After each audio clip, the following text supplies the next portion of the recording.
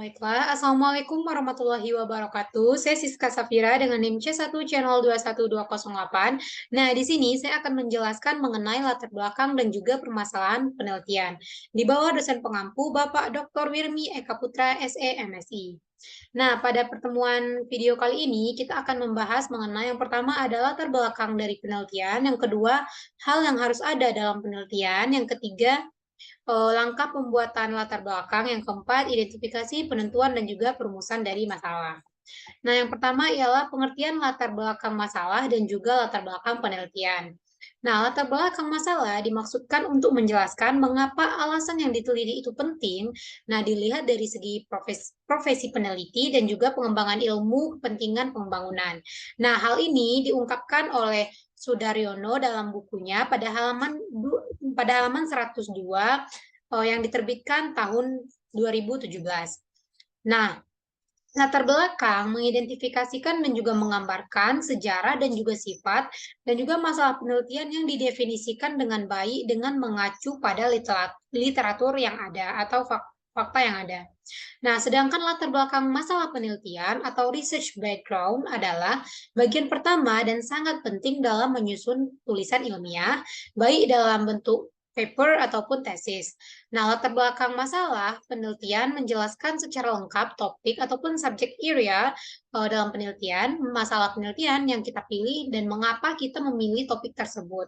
Nah, hal ini diungkapkan oleh Bernard Song pada tahun 2008.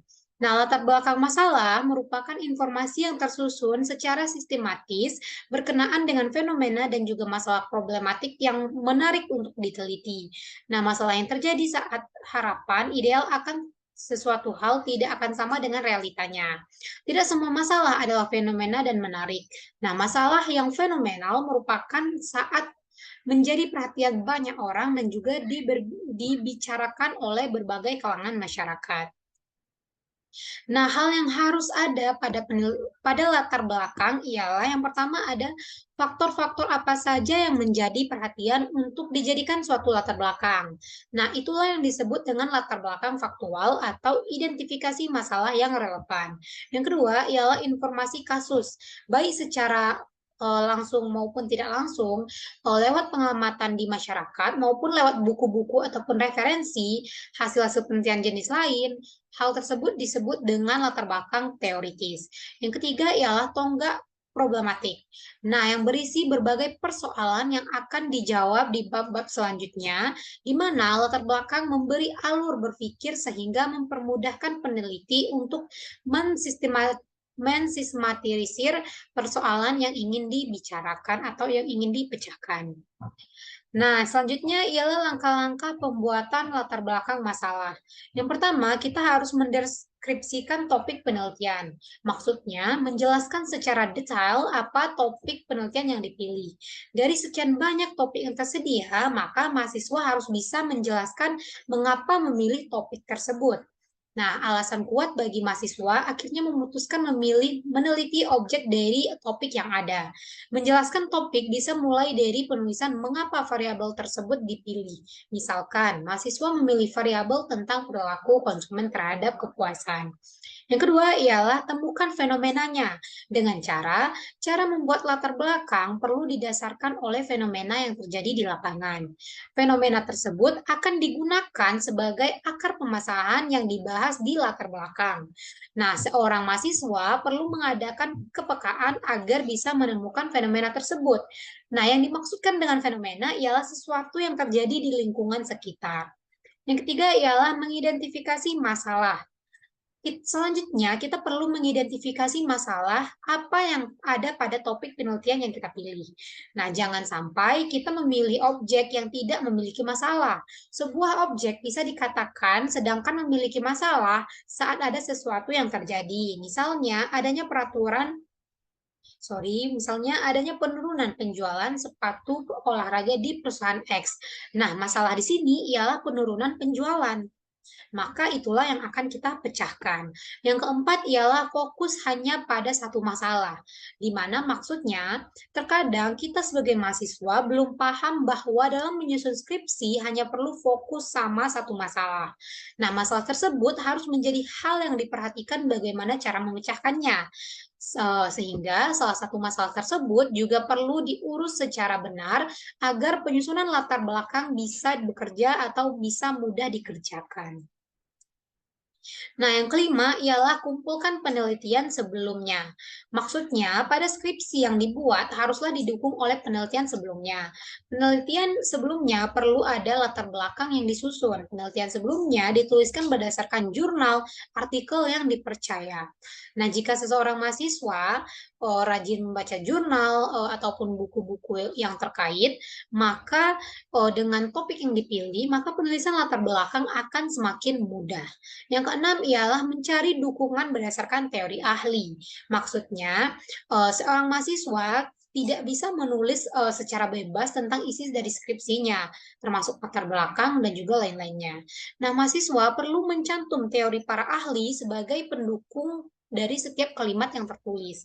Penulisan teori bisa didasarkan seperti buku, seperti textbook yang kredibel dan juga latar belakang yang tercantum pada pendapat teori dan para ahli. Dapat juga dipercayai bahwa tulisan tersebut tidak mengada-ngada, berarti artinya itu tulisan tersebut ialah sesuai dengan fakta yang ada dan juga harus didukung oleh buku ataupun jurnal yang terverifikasi. Nah, selanjutnya ialah identifikasi, penentuan, dan juga perumusan masalah. Yang pertama, kita harus tahu nih, apa sih identifikasi masalah? Permasalahan biasanya akan muncul apabila terkadang kesengajaan ataupun perbedaannya. Antaranya, apa yang seharusnya dan juga apa yang ada dalam kenyataan. Antara apa yang diperlukan dan juga apa yang tersedia. Dan hal lainnya bertentangan dengan apa yang diharapkan dengan kenyataan. Berarti masalah akan terjadi apabila ekspektasi tidak sesuai dengan realita. Misalkan, ekspektasi kita tuh tidak mau telat nih, ternyata kita telat nih ke kampus. Berarti itu adalah masalahnya mengapa kita telat. Nah, yang selanjutnya ialah penentuan masalah penelitian. Maksudnya, sesuatu yang sangat penting bagi seorang peneliti ialah penentuan masalah. Setelah masalah diidentifikasi, si peneliti harus dapat dan juga tepat menentukan permasalahannya. Karena kesalahan tidak dalam menentukan masalah, maka tujuan peneliti tidak akan tercapai dengan baik. Setelah kita mengidentifikasi, ada kemungkinan si peneliti akan menemukan permasalahan yang lebih dari satu. Sebagai contoh yang kita contohkan tadi, kita telat nih. Pastinya akan ada masalah yang lebih dari satu penyebab dari ketelatan tersebut. Nah, selanjutnya ialah merumuskan masalah. Nah, setelah kita mengetahui masalah tadi, kita perlu memasukkan hal tersebut secara dirumuskan. Namun, pernyataan-pernyataan tersebut hendaklah dimasukkan dengan kata yang baik ataupun pernyataan yang baik. Beberapa kesalahan umum dalam perumusan masalah, yang pertama ialah pengumpulan data tanpa tujuan ataupun rencana yang didefinisikan secara baik. Yang kedua ialah mengambil kelompok data yang ada dan berusaha untuk menyelesaikan pernyataan, pertanyaan, penelitian untuk hal tersebut. Yang ketiga, definisi-definisi tujuan terlalu umum atau istilahnya memiliki arti ganda yang menyebabkan interpretasi dan juga kesimpulannya bercabang-cabang atau tidak sahih. Yang ketiga, mengerjakan penelitian tanpa penelaah literatur yang sesuai. Berarti kita tuh melakukan penelitian tanpa kita tahu hal yang mendasari ataupun teori yang di faktanya. Yang keempat, mengerjakan penelitian. Yang keempat, gagal dalam mencari kerangka konsep-konsep teori dan juga yang menjadi dasar penelitian. Yang kelima, tidak membuat asumsi yang jelas sehingga dasar penelitian tidak dapat dievaluasi. Yang keenam, tidak mengemukakan keterbatasan-keterbatasan yang terdapat dalam pendekatan secara implisit ataupun eksplisit, di mana keterbatasan-keterbatasan tersebut dapat disimpulkan dengan mengaplikasikannya pada situasi lain.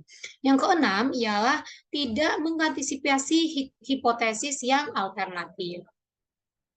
Nah, sekian video kali ini.